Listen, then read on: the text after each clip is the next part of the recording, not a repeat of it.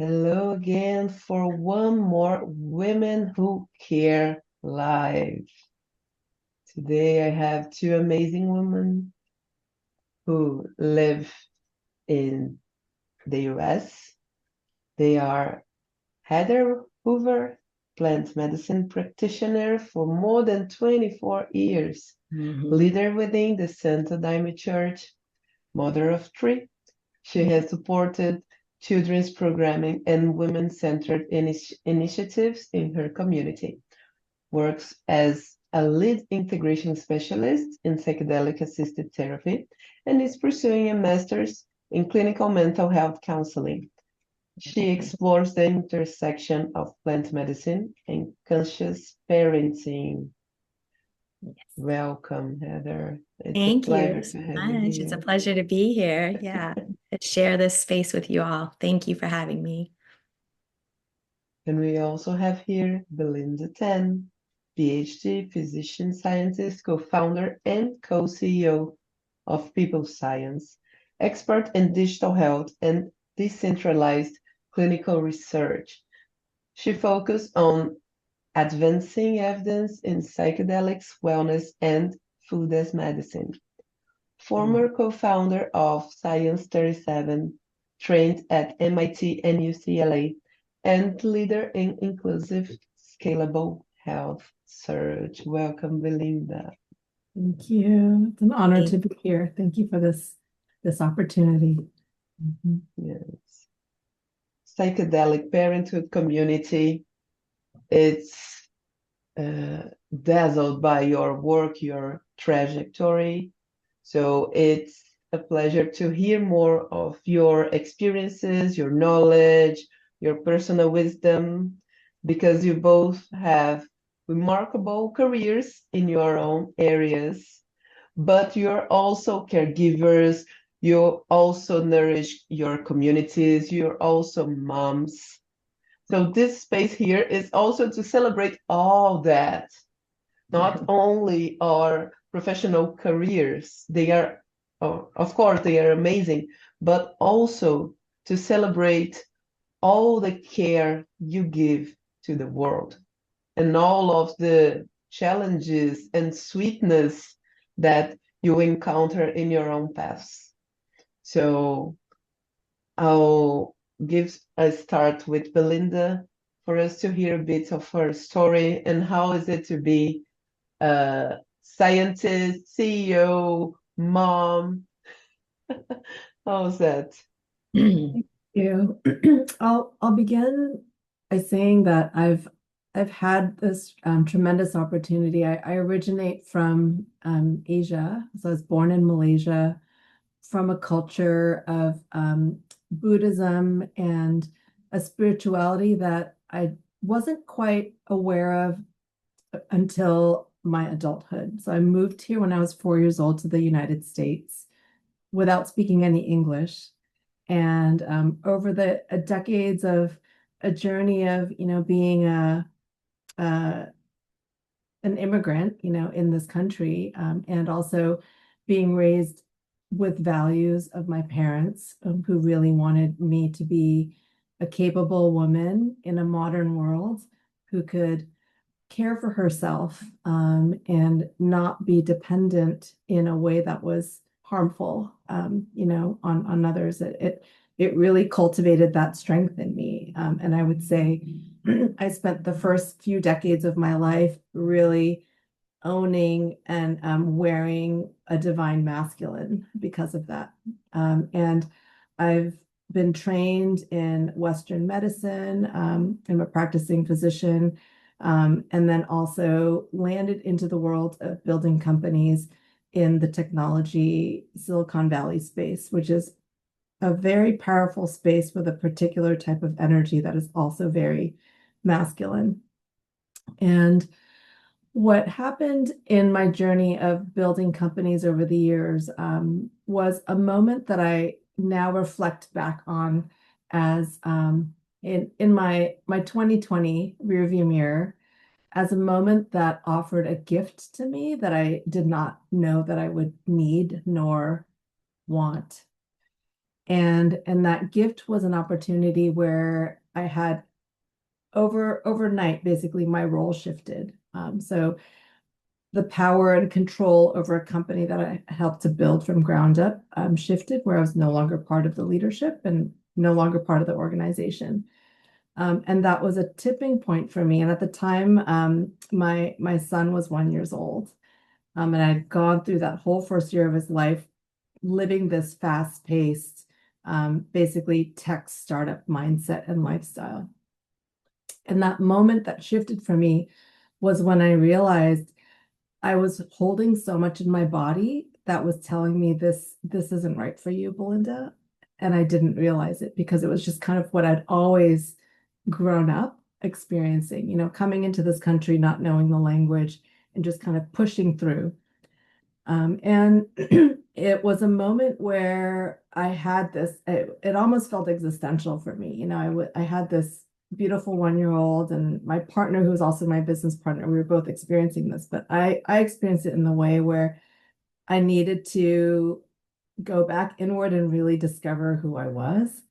I remember moments where I didn't even know how I needed to show up because what I had been shown about, leadership and being a physician and scientist and entrepreneur wasn't the picture of me.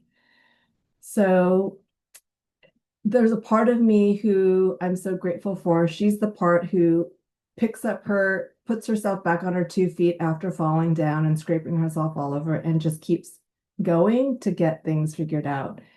And that part of me boosted me into this mindset where I really wanted to work on this intentionally. And I sought work with medicines, to sit with psychedelic medicines, and reached out very intentionally in the community.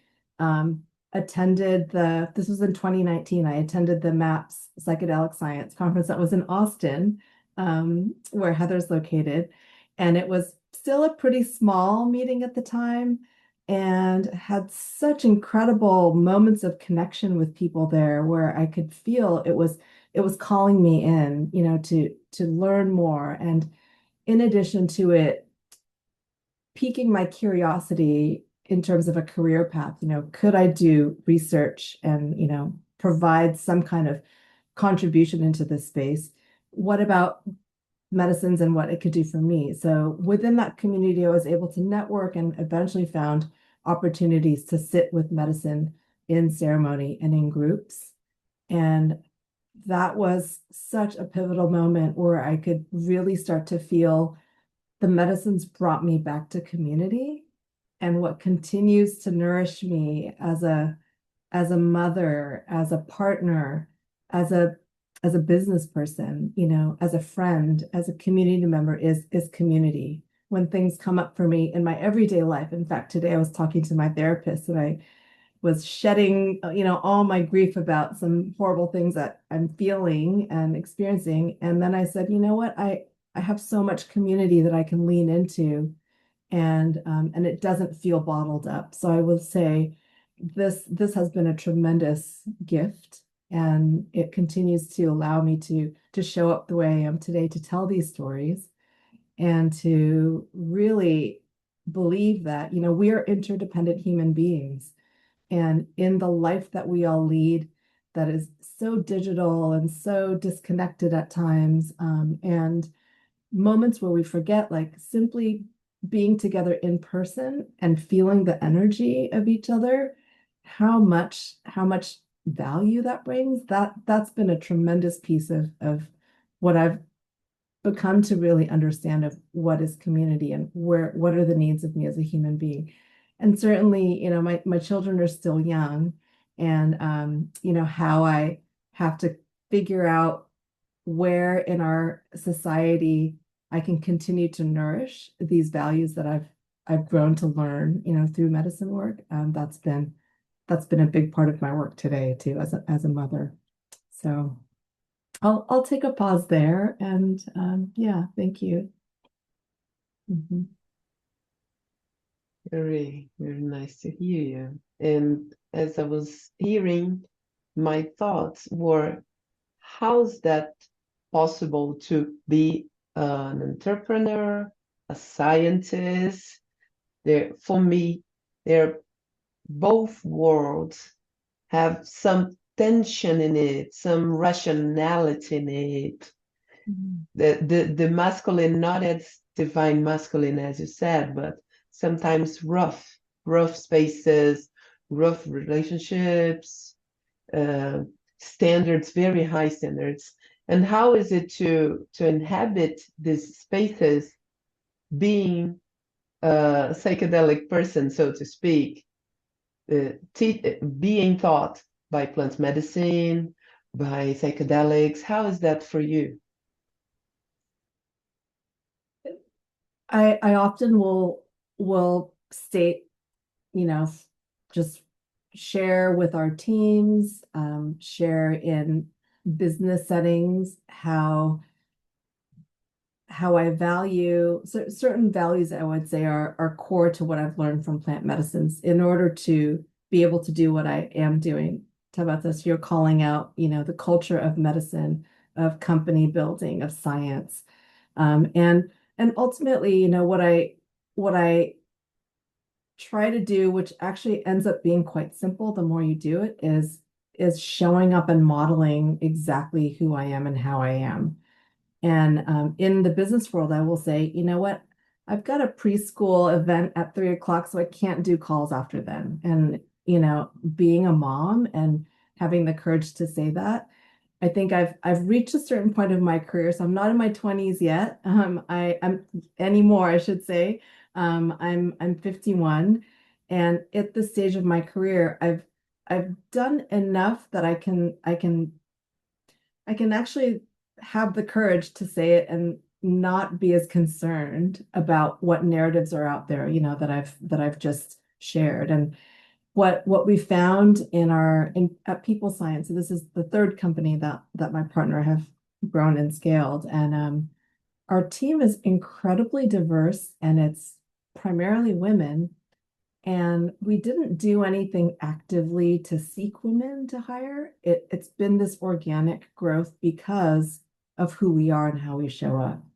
And what we're observing even in our business world is modeling the way that we do, talking about our kids, talking about our life as parents, life outside the box of Zooms, where we're conducting business meetings.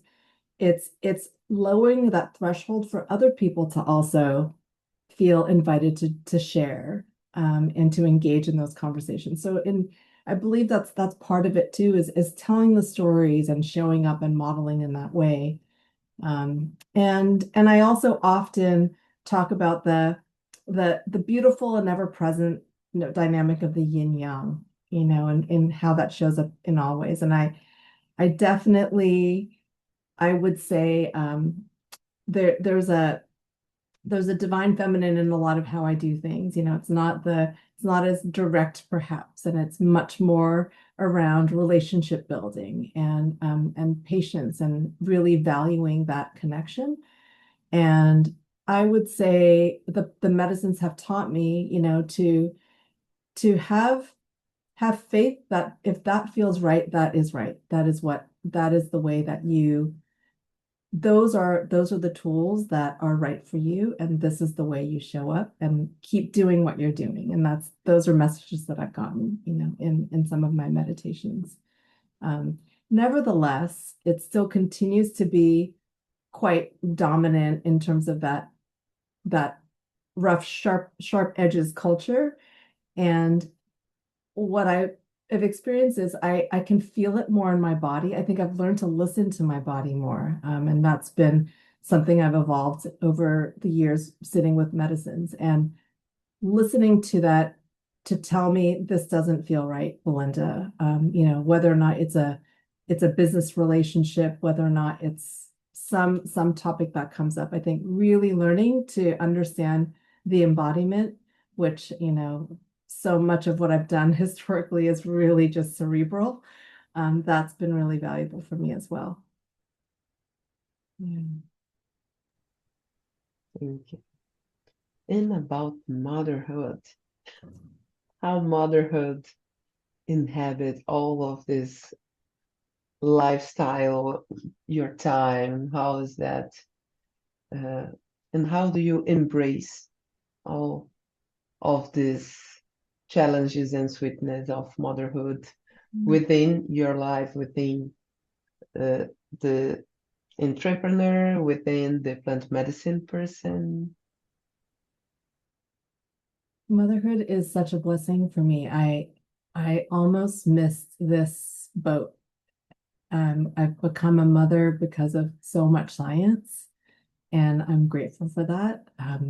For having had the resources and the I guess the knowledge to seek it and find it. And I can't imagine life without, having my children. And I feel like there's always so much, and there can always be so much more. And what they have taught me and they continue to teach me is that I can actually let go and put all of that aside. And truly, I feel so centered when I'm with them because I'm present. And I I think, if I were to have my kids today 10, 15 years ago, I don't know that I would have been able to really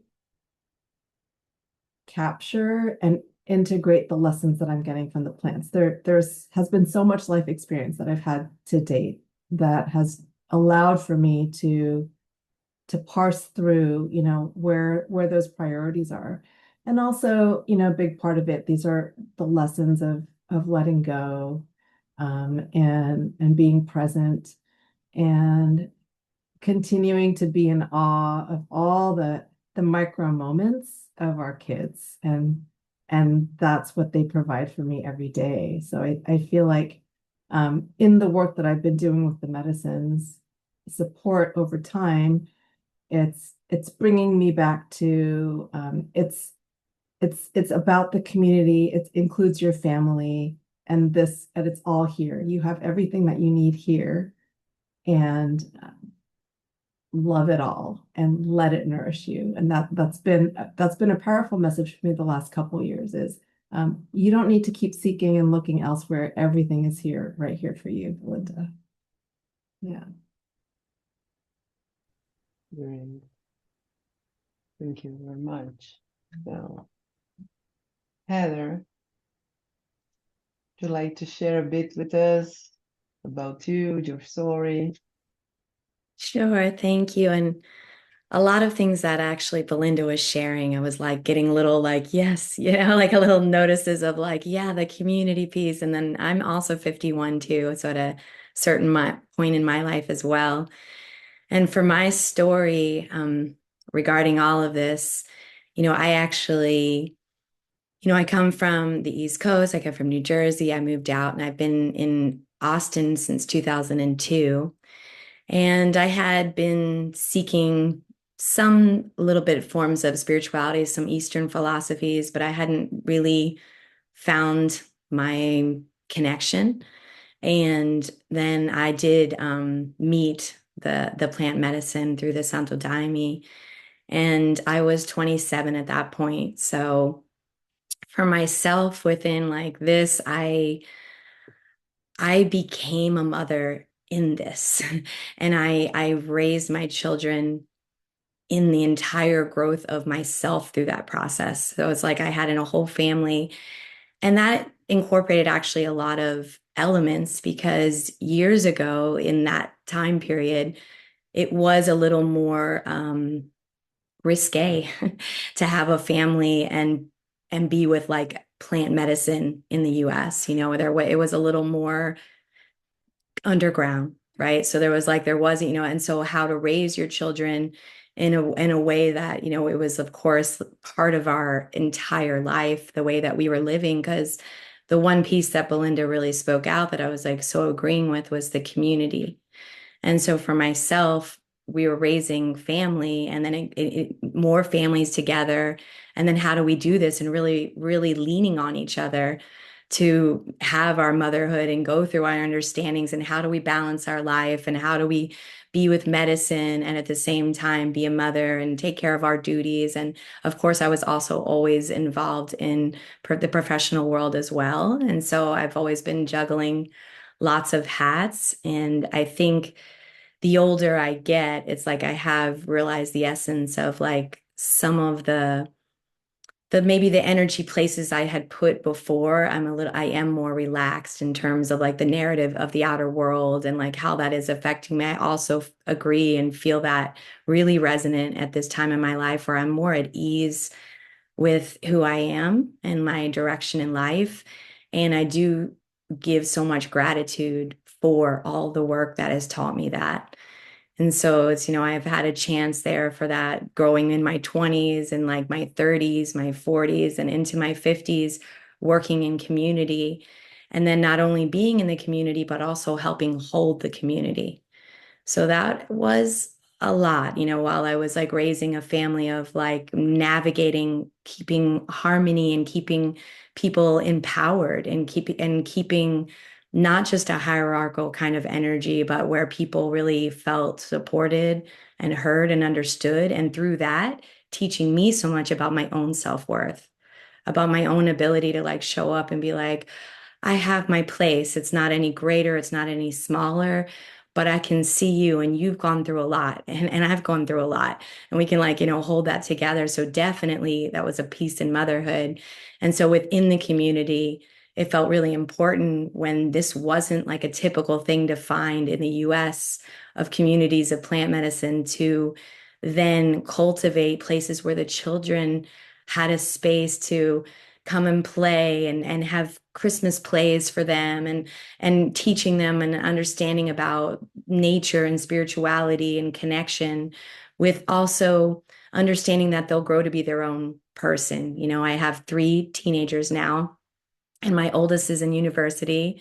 And then I have 2, a son in high school and another daughter that's about to start high school. So I'm into the complete teenage years of my 3 children and also recognizing that, whatever they may be, the most important thing, again, Belinda said, it's like the presence. And honestly, it's that typical story of how fast it goes.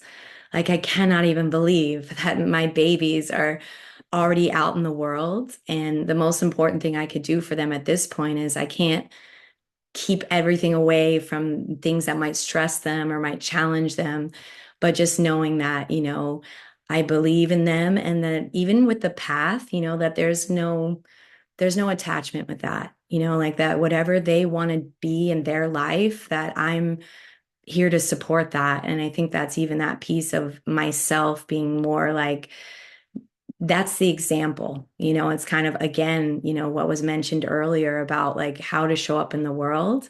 I'd say like the most important piece for me is in the being, is in the being, because I feel like nowadays it can be sometimes showy or sometimes, and everyone's learning and there's a lot of progress, but there's also that piece of just like, recognizing that how are we showing up in the world? Are we integrating our teaching? And that's also modeling for the children, right? How are we able to work through conflict with respect and kindness and compassion?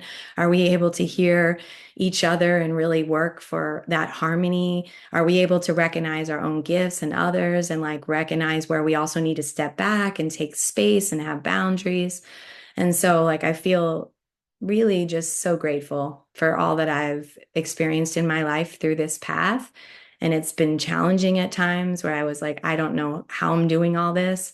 But then when I reflect back, I'm just like, grateful really in this moment that I could say to God, to Creator, without like putting out any kind of like dogma or beliefs, but for myself, like the connection, I'm just so grateful because I see the gifts. I see the gifts, of that in my family and in the families of the community. So, I've been tending to this for, 24 years. And then the last piece I'll share about that is that I had studied in undergrad psychology And I went on to like, I was in education and nonprofit. I did grant writing and all kinds of different things as I was raising my family and also leading this community and also working on the national community in the United States with the churches.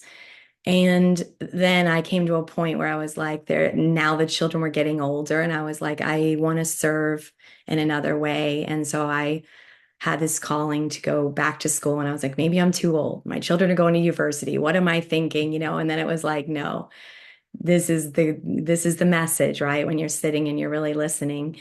And so I'm getting close to finishing my master's, and now I've been working at this center. And so it's like for me to step out of my little bubble of the community and actually go out into the different psychedelic space is also eye-opening because I'm learning things, but then I also see how the tradition really rooted has also its gift, for those that are paying attention, right? Just like being able to like be like, like it's not just something created or manifested or claiming something, but just being in community. So yeah, I think that's where I'll pause for a moment, but thank you. Thank you so much. I will make a last question for Belinda for us to enjoy the last piece of time with her. And it's about the psychedelic healing scenario.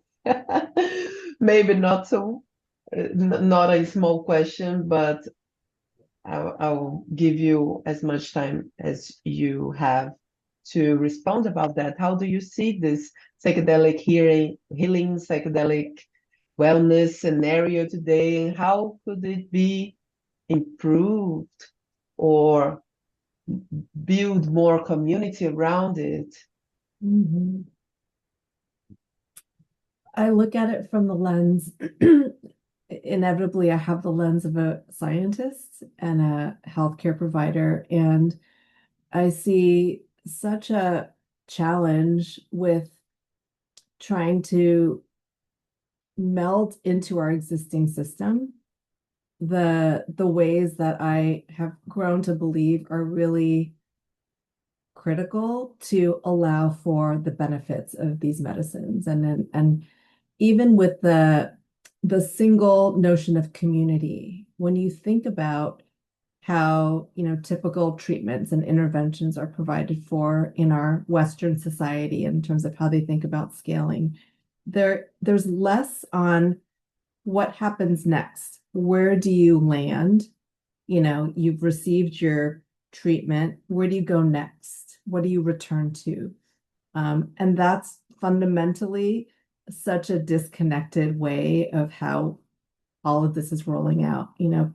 I often contemplate, the notion that, these medicines open up your metaplasticity. So there's an opportunity for these critical windows of social learning and all kinds of learning to make an impact and change your wiring, and everything that's connected to that. And then that window closes. And what happens for the average person when they get their medicines, treatment, and then they go back to that home environment, and who has the resources to say, I need to be somewhere else for a month, to do the continued work to integrate appropriately. So my current belief is that that's a big piece that is absent. And it's around just like what's happening physiologically, with our bodies and our brains.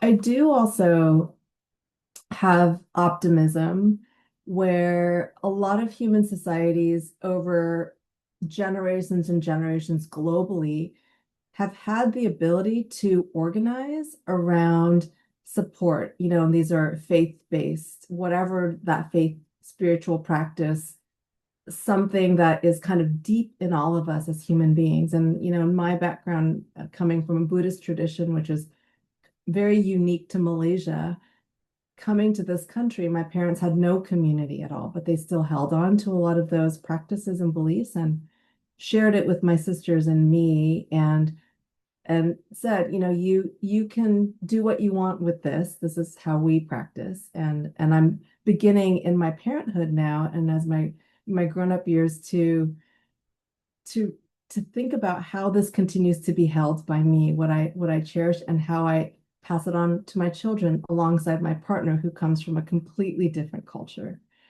So I think something in our societies that allows for us all to feel the calling to be together in however way we do. I feel like that's something is that's the ray of light in all of this. And I think it's part of this this innate human quality that we all have. We're interdependent beings who seek joy and happiness and avoid suffering and aversion. That's fundamentally how we're built. And with that, I'm hopeful that the wisdom of the medicines, the plants and the fungus will guide us, as coexisting beings on this planet Earth and beyond to figure out some solutions. I think that I do believe, and I love saying this is another way that I insert, this different framework into my Western physician, entrepreneur world, which is I talk about energy and spirituality because I deeply believe that is, at play. And over time, we start to figure out there are ways to scientifically explain it with metaphysics and more, perhaps. And if we truly have that experiential energy, we all have that. We can speak to that in some way. I think that's an argument for how there's something greater energetically that is causing us all to be human. So that's yeah. So I think when the word healing comes up for me, those are the things that I think about. Um, and then also I try to put aside, the lofty goals of like making big change and impact and all of the, things that we think about when we build companies. And instead I think about what's the butterfly effect of how I've just connected with my neighbor, literally my neighbor across the street, and how I've had some conversation with my child, who then talks to his friend in school and shares that same concept. Like all of that to me is this incredibly connected energy that I feel is what will guide us into a future that has more healing possible for all of us. Yeah. Thank you again for your energy. For me personally, it's very inspiring to be talking with you both because I will also walk in both paths in the plant medicine as a plant medicine facilitator, medicine woman, and also a psychologist, a researcher, a scientist. So it's very beautiful to see how each one of us build these bridges and nourish both sides. Imagine this ancestral future being built up. So thank you so much for your knowledge, for your wisdom. So Heather, I'm very excited to meet you because, well, as a Brazilian, Brazil is the place where Santo Daime was was born, so to speak. So it's amazing to know a Santo Daime leader that is doing a very beautiful work at the US.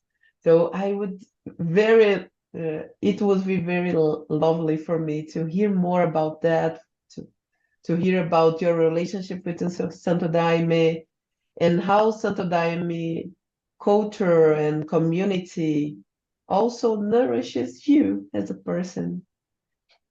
Thank you. Thank you so much. And I just wanted to say thank you, Belinda. It was really lovely hearing from you. I appreciated all of your shares and reflections. I felt them. So thank you.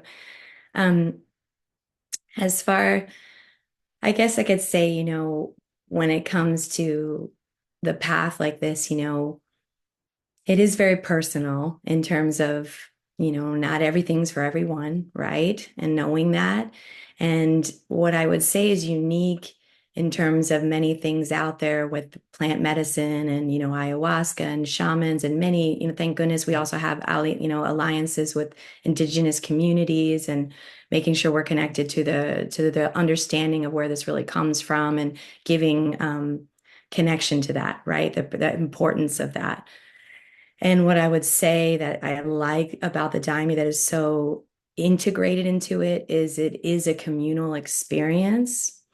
And so instead of like everyone receiving and one or two people facilitating, everybody creates the energy together. So there are people holding the space with the music or the holding space for each other or just really the way that we concentrate ourselves and what we like to call our energy field, right? Our channel. And I think that piece really, I see that when we're talking about what people are missing when they're going back to their homes and they have medicines and what I'm working with at the center right now with a lot of people that are showing up with many different things, they all want some kind of community. Like everyone, that's like every person that's like that's seeking something in the healing is also attracted to community. So that's where I feel like has given so much, even though it is also not easy because healing, people manifest it in many different ways, right? There's many traumas and things that people come with. So that's why I appreciate my educating myself more in the piece of the scientific and like understanding the mental health realm of it. Because as was mentioned earlier, that people can take medicine and they go back in their lives and they don't have a way, it's like the buzzword of today, but to integrate, right? So the integration. And so that piece I think is strong within the community because we're all so connected that we all call on each other, talk to each other.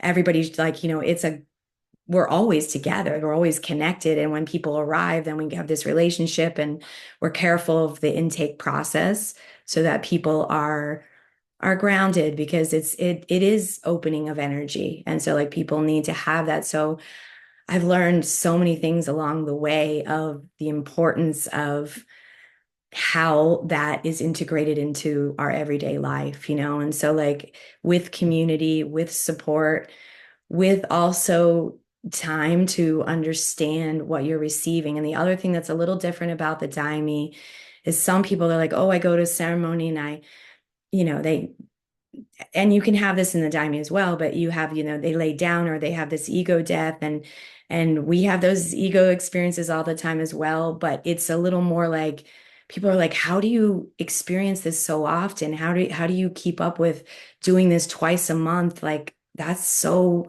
much. And it's because it is this like more structured, organized community way. And it's a way that you can actually participate in it, and it's not something that necessarily has you unable to like function in the medicine, although it can be strong too. So I think these pieces of that work of everybody being together in the space and creating that what we call a current of energy, and then also the importance of the connection that continues. So there's continued support of people belonging to something if they want to, never if people come and go, that's just, of course, that's like, it's not for everyone.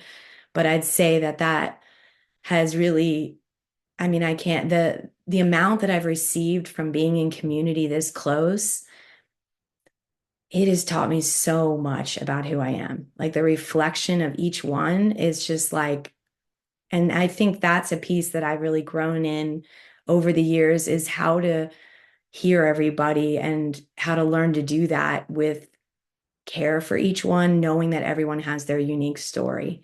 And so that piece for any community, regardless of medicine, workplace, however it is, it's humans coming together and the dynamic of relationship, right?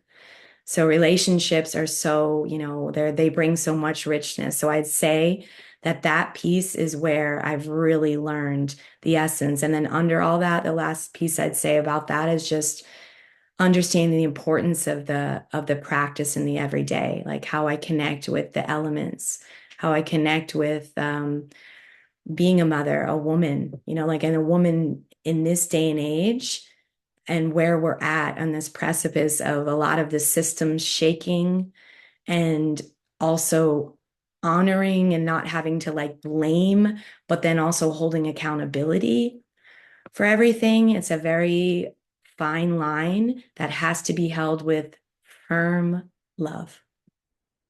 So what does that mean? It means you love with respect, but you also have to have the reciprocated energy of accountability. And that always starts with the self. Where can we look at ourself that we need to see? And so that's, I know what the Santo Daime has given me too, the constant mirror of like, oh, okay, I got to see this, So yeah. I thank you, Heather. Thank you, Tabata. Carolina, I'm missing you here. I have to go, and I'm taking my son to soccer. It's in the afternoon. So this has been a beautiful conversation, and I'm so honored to be able to share my story as well. And thank you for this. Thank you so much. Blessings. Mhm. Heather, I have one more question for you. We still have a little bit of time to enjoy your presence, your knowledge. And I loved that you brought this integration word, because here in Brazil, we're still taking small steps, talking about integration of a psychedelic experience, but it's kind of polemic how this word is sometimes imagined as being a clinic, a psychological job or service. And sometimes people don't pay attention to the integration that is built in community from day to day. As you beautifully spoke, being with each other and understanding that we are all mirrors. So my thoughts when I heard you for this last talk you just spoke was about how the integration works for a plant medicine leader. There is also a mother, and it's also coming home after a ceremony, and you have your own personal work to do it. Could you share a bit with us, maybe to inspire other women? There are plant medicine women also. Sure. It's always a work in progress. I'll say that one time, first humbly and vulnerably, that it's always the balance of understanding how to do it. And I think the biggest piece is taking space to do that, to take care of oneself in like a more intentional space, right? And so we want to hop back into, especially in America, productive life. And just we're doing this and we're doing that. And if you don't take space to be in silence a little bit with it, and take time to reflect and sit outside and under the tree and sit in the sun, and make sure that you actually slow down for a minute. Because I would say the one thing is like the nervous system, it gets so stimulated, which is amazing because it's rewiring and giving new perspectives and reframing. And at the same time, especially as women, I have depleted myself. I'm definitely going to share that. I have gone to places where I was not taking care of the balance of the giving and the receiving. And so it's always on the end of the receiving. And I think that falls for women and men and in any gender, that it's like there's this understanding of how to allow ourselves to receive. So one thing I think is daily practices. So like the consistent way of like taking a space where you're saying affirmations. And for myself, I pray, right? So it's like the prayer. It's like, and however that is for anybody, it doesn't need to be a specific way, but just some form of connection where you are like entering into a deeper presence meditation, right? There's like all the different things. And so I think that if you're able to start your day with that and end it, and as a mother, I don't have some kind of ambitious goal where I'm going to meditate for 40 minutes and I'm going to do an hour and a half long yoga practice. I'm like, I got to get to work. I work 40 hours. I'm going to school. I have 3 teenagers. I have a lot of people contacting me to share their stories and get a little bit of support. And so it's just even in the small things can make a huge difference. It doesn't need to be some grandiose plan, but just taking notice of yourself. And if your system, like for me, my system gets buzzy if I get out of balance. And so it's like noticing I'm a little bit more on edge. I'm a little more like I have a little more energy. And it's like, oh, I need to go outside and breathe. And I have a very supportive husband that's also on the same path. And we're mirrors for each other. And he'll be like, you take a moment, or I'll be like, I need a moment, whatever that may be, so that we can take a space. But I think the daily practice is something. And then I also, my support network, I call upon my friends too. If there's moments where I'm not feeling in my power and I'm feeling that heaviness of the world, of life, of everything, that it's like I thankfully through the community, I can do that. I can call my friend and be like, and they can, if they have that space for me, they can be like, yes, and they can listen to me and know that I need a little encouragement or whatever that may be. And so I'm grateful for that piece as well. And then I'd say my faith, you mentioned like there was mention like the faith base. And I think in the times that we're living in with so many people struggling, that it's like, I know that for myself, having a navigation of like what I believe, it helps me. It helps me. And then to serve. The other thing is getting out of my way to serve, but then make sure I'm balanced enough to serve, right? And so eating well, trying to rest well, right? Like taking walks with my dog, being with my children and talking with them and having conversations and spending time, taking a moment to like look up and to smell the flowers and to put on a song that is, just fun and dance and like, to move around. So I think it's in the little moments that add up that can help, make the balance, especially as a woman and a maturing woman. Yes, to be able to receive. That was most powerful thought for me, to be able to receive. For us caregivers, that can be challenging if we don't remind that. Yeah. I feel that sometimes it's easier for a person who's a caregiver just to give and look out for many people, families, communities, and forget about taking care of your own needs, your self-knowledge, your healing. So Oh, I forgot something about the integration piece, though. That's super important.